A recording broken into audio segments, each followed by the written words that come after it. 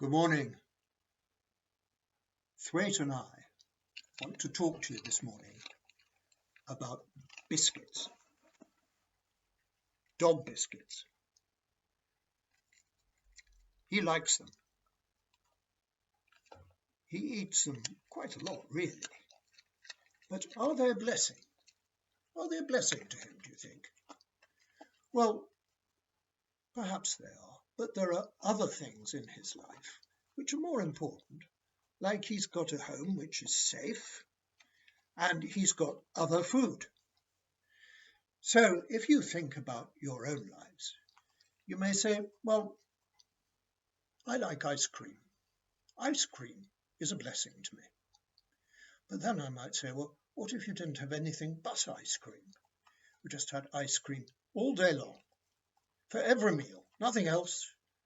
No meat, no vegetables, no cabbage, no breakfast cereals, just ice cream. And you might get fed up with it. You might get really sick of it. And what's more, you might get rather fat and ill. So if I asked you then, is your ice cream a blessing? You might say, well, I'm not so sure. I'm not so sure. Now this chap here, Thwaite likes a biscuit, don't you? There he goes. And if I keep on giving biscuits to him, he'll keep chewing them like that.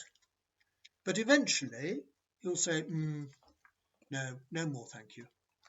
I'm full up now. But not all dogs would do that. This one would.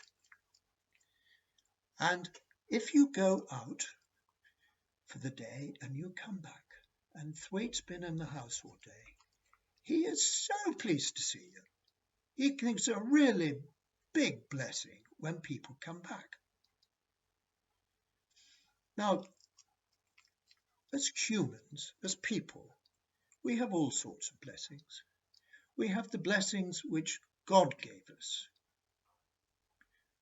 like the world, like our own life, like our families and our friends. These are really important blessings. And Thwaite, as a dog, he has a sense of these too, to some extent. But then there are blessings which people invent. And in the Bible, we had the story not so long ago of Esau. And Esau was the eldest son in his family, and his father Isaac wanted to give him a blessing. Now Esau was an outdoor chap. He worked on the farm. He was a big, strong man, and he had hairy arms. A bit like Thwaite, he's got hairy arms. Can you see him? Whereas Jacob was an indoor chap, and he had smooth arms, like I have. So what Jacob did was he dressed himself up as Esau. And he deceived his father, and he got the blessing in that way. And the blessing stuck. And Jacob stole his brother's birthright, the blessing, and off he went. But eventually he had to be reconciled. So all blessings come ultimately from God. We have sort of trivial ideas of blessings, really, when we think of things like ice cream. Or a grown-up person might think of a new car or a motorbike, something I really want, or a lovely holiday somewhere.